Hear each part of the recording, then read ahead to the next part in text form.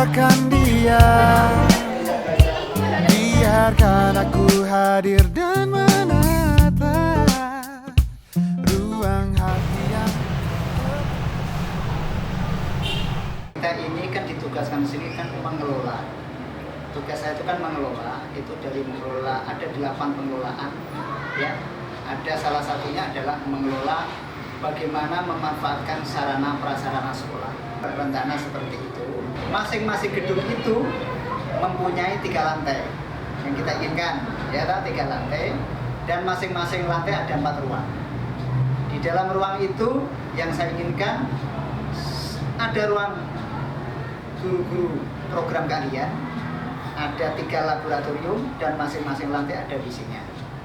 Nah, di antara gedung yang satu dengan di jeda ada sekitar 6 meter rencana seperti itu, dengan harapan supaya masing-masing kompetensi keahlian itu bisa memanajemen program keahliannya itu secara baik, baik dari segi administrasinya, pengelolaan ruangannya, pengelolaan siswanya, pengelolaan gurunya. Nah, seperti itu. Nah, total ruangan nanti dari 5 itu akan ada ruang sebanyak 60 ruang. Sehingga dengan 60 ruang itu diharapkan bisa menampung siswa total nanti 2.000 siswa. Nah, ke depan. Nah, kemudian dari 6.000 siswa itu kan namanya guru itu kan memerlukan administrasi macam-macam sebagainya, itu nanti gedung paling depan sini kita tambah 1 gedung lagi yang panjangnya itu sekitar 80 meter, 3 lantai ya, 3 lantai, sehingga itu nanti akan digunakan ada ruang aula, kemudian ada ruang meeting room biasa, kemudian ada ruang kepala sekolah, kemudian ada ruang TU, ada teaching factory untuk tempat pasar, untuk bagaimana produk-produk atau produk-produk itu tidak berupa benda tetapi berupa jasa seperti Anda, itu nanti dipasarkan semua di gedung depan sini ya, di gedung depan sini. Nah, misalkan Anda ingin produksi suatu CD apa, itu ada di sini semua di depan sini. Nah, termasuk nanti halaman parkir ini luas, ada 17 meter kali 80, itu direncanakan gedung itu.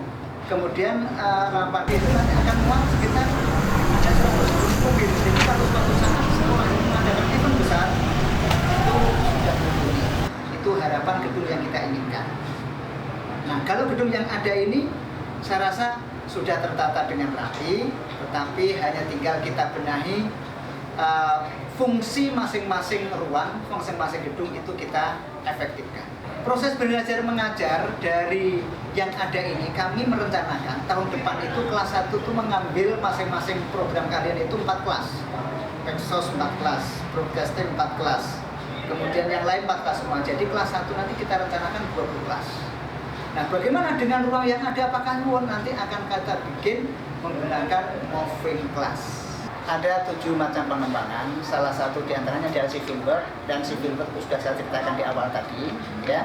Yang kedua adalah pengembangan SDM-nya. SDM-nya itu meliputi tenaga pendidik, yaitu guru, tenaga kependidikan itu diantaranya yaitu tata usaha, dan kemudian ada security dan sebagainya. Itu kita kembangkan sesuai dengan fungsi yang harus dimiliki untuk melakukan fungsinya masing-masing. Contohnya misalnya guru itu harus berkualifikasi S1, dan S1 kalau bisa linier sesuai dengan bidangnya. Kalau guru broadcasting ya seorang memang lulusan broadcasting. Tetapi bagaimana kalau kondisi yang ada sekarang belum seperti itu? Itulah sebagai titik awal yang akan kita benahi. Tetapi pada intinya guru kompetensi itu memang harus kompeten.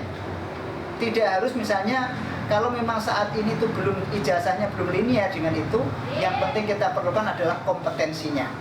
Kalau kompetensinya itu mumpuni, tidak masalah.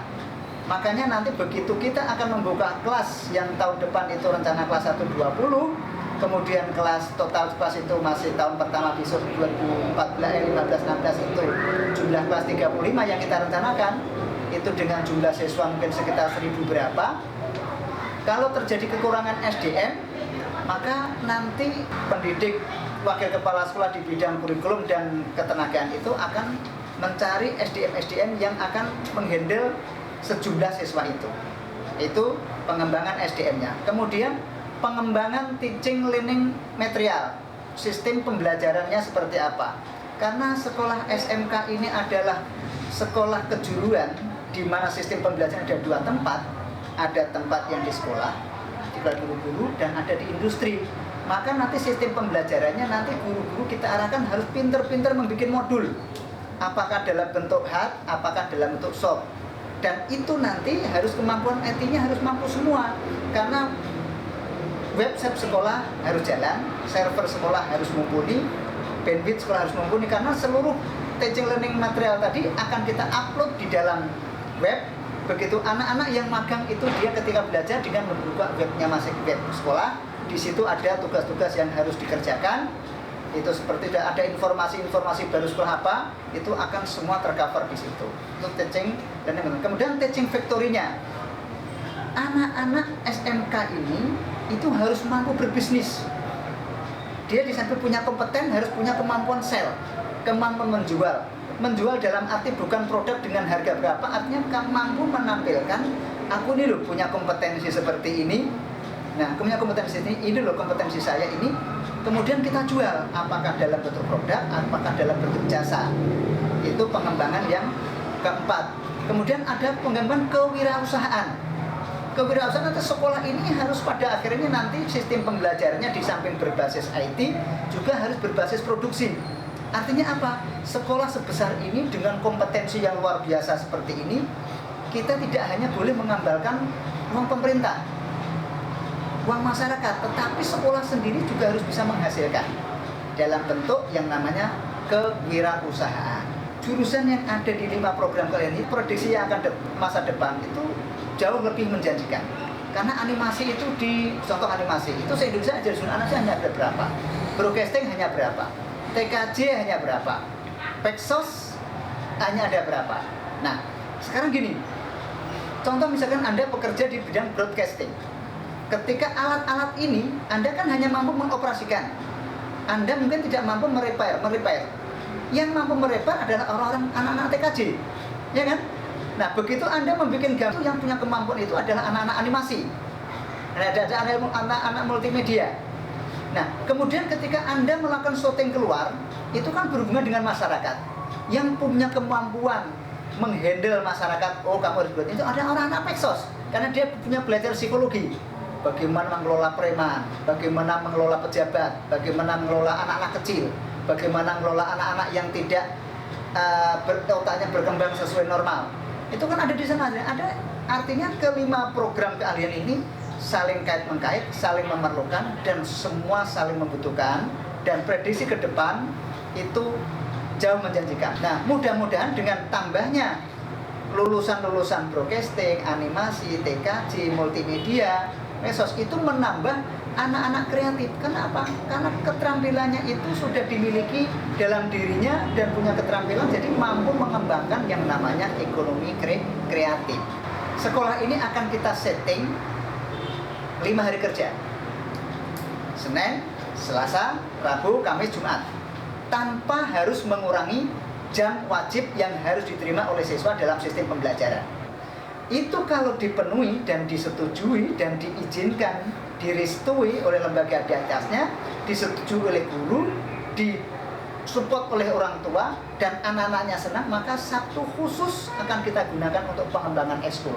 Visi saya adalah menjadikan SMK ini menjadi sekolah yang berbasis IT pertama, artinya seluruh guru itu harus menguasai IT, siswa-siswanya harus menguasai IT. Yang kedua, berbasis produksi, sehingga hasil kerjaannya itu bisa digunakan untuk membiayai sekolahnya. Nah, itu visinya. Nah, misinya apa? Misinya adalah mendidik Anda ini semua menjadi siswa-siswa yang terampil di bidangnya. Harus dilakukan oleh sekolah yang mempunyai peralatan civil work, gedung yang memenuhi, kemudian mempunyai peralatan yang cukup, dan didukung oleh tenaga pengajar, pendidik dan pendidikan yang handal. Kedepannya SMK ini menjadi sekolah rujukan. Artinya sekolah ini menjadi tempat bertanya sekolah aliansi. Bisa mengaliansi 3 sekolah kecil di sekelilingnya, tidak menutup kemungkinan juga bisa menjadi aliansi yang dari kota lain di dalam lingkup provinsi sini. Itu pertama, menjadi sekolahnya. Yang kedua, juga menjadi tempat pusat pelatihan. Ketika masyarakat memerlukan, saya ingin menyoting itu gimana? Silakan latihan di sini. Latihan di SMK 2 ini. Ketika saya ingin membuat film-film animasi, silakan latihan di sini. Yang dilatih itu bisa guru, bisa masyarakat, bisa anak-anak yang tidak punya kemampuan, tidak punya cukup waktu, dan tidak punya kesempatan sekolah. Bisa pelatihan di sini. Jadi nanti makanya Ruwani sekolah kita ini akan menjadi sebagai berbasis produksi, berbasis IT, dan sebagai tempat pelatihan masyarakat atau siapapun yang mengolah ini. Kau jadi bagian hidupku.